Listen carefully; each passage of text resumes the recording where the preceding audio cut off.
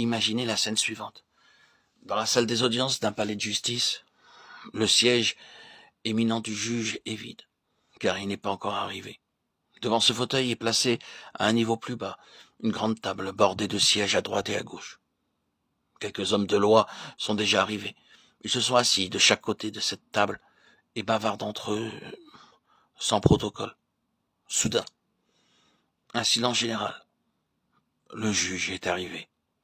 Il s'avance dans la salle des audiences avec majesté. Tous les yeux sont sur lui.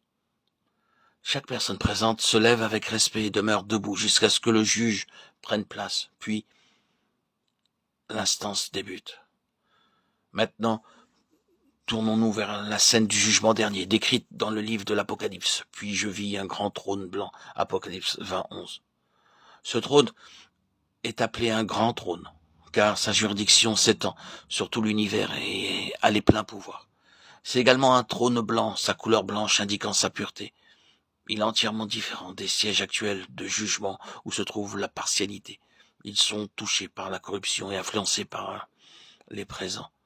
Il aussi parlait d'un trône semblable à celui-ci dans le livre du prophète Ézéchiel, chapitre 1, verset 26. Ce trône ne s'appuie pas sur la terre, mais se trouve au-dessus de l'étendue, c'est-à-dire dans le ciel. Il a l'aspect d'une précieuse pierre de saphir. Ainsi, nous comprenons que ce trône est glorieux, mystérieux et puissant. Sur ce trône, quelqu'un était assis. Maintenant, quelle pourrait être la personne assise sur le trône du jugement? Serait-ce Dieu? Dieu est tellement grand et puissant. Et nous sommes si petits que s'il devait nous juger, cela ressemblerait à désigner un savant de physique nucléaire comme examinateur pour des enfants du niveau des classes maternelles. Nous présumons que pour cette raison, Dieu a désigné un homme pour qu'il siège sur ce trône blanc et juge le monde. Parce qu'il a fixé un jour où il jugera le monde selon la justice par l'homme qu'il a désigné. Acte 17:31. N'êtes-vous pas ému de savoir qu'un homme va siéger sur le trône blanc du jugement dernier? La question que nous allons maintenant examiner est donc qui pourrait être cet homme? L'homme qui va juger le monde entier ne doit pas être coupable de quelque faute. Il doit être parfait, sans péché. À cause de ce fait, peut-on espérer trouver un homme qui en soit digne? Dans sa vision merveilleuse, l'apôtre Jean entendit ce cri, et je vis un ange puissant qui criait d'une voix forte, qui est digne. Apocalypse 5:2. Vous pouvez chercher dans chaque pays du monde, parmi les gens de toute race, les blancs, les noirs, les mulâtres ou les jaunes. Vous pouvez chercher parmi les sages, les savants, ayant un renom, les principaux dirigeants religieux, les réformateurs et ceux de tous les pays qui travaillent en matière sociale. Et partout, vous obtiendrez la même réponse. Aucun homme n'est parfait. En fait, vous pouvez chercher dans les trois mondes suivants, dans le ciel, sur la terre ou sous la terre. Apocalypse 5:3. Mais votre recherche sera vaine. Si aucune personne n'a la valeur requise, comment peut-il bien y avoir un jugement dernier? Mais s'il n'y avait pas de jugement dernier, à la fin du monde, tout se terminerait dans le chaos et la confusion. Ce serait vraiment une terrible tragédie. C'est la raison pour laquelle l'apôtre Jean, dans sa vision, se mit à pleurer.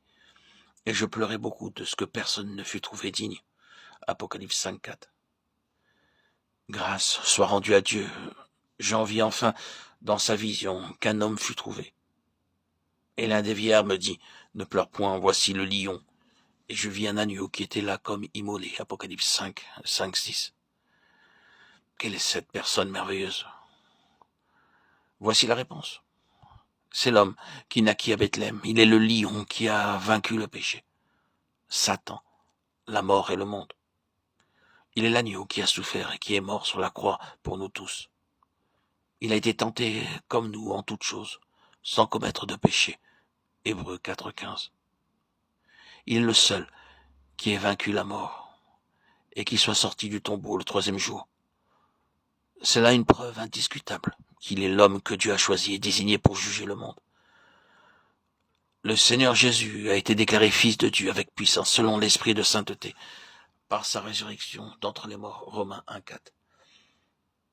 Après que le gouverneur romain Pilate eut présidé le procès du Seigneur Jésus, il l'amena et dit aux Juifs, voici l'homme. Jean 19:5.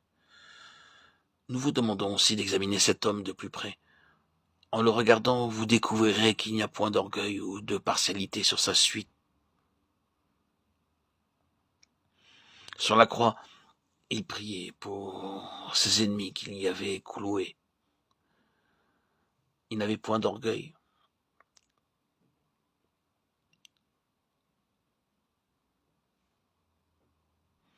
Aucune partialité sur sa sainte face.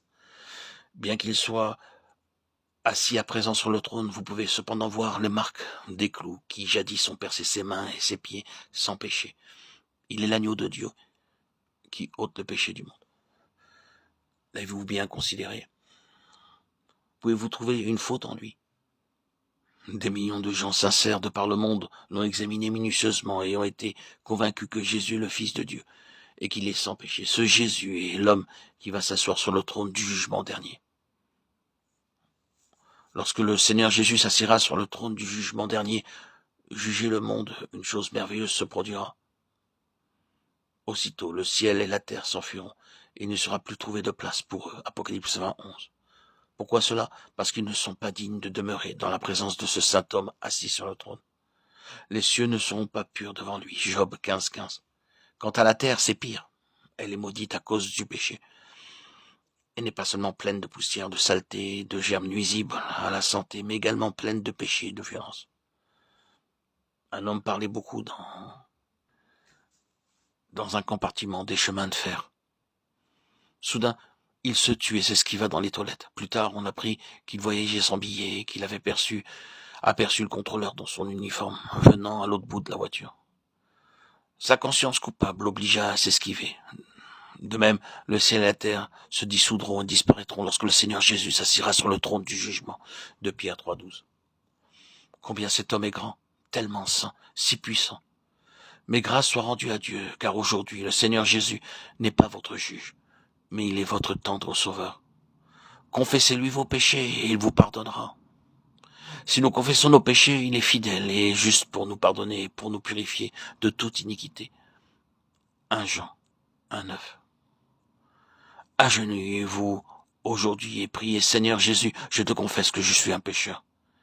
Veuillez avoir pitié de moi, pardonnez-moi, purifiez-moi par votre précieux sang.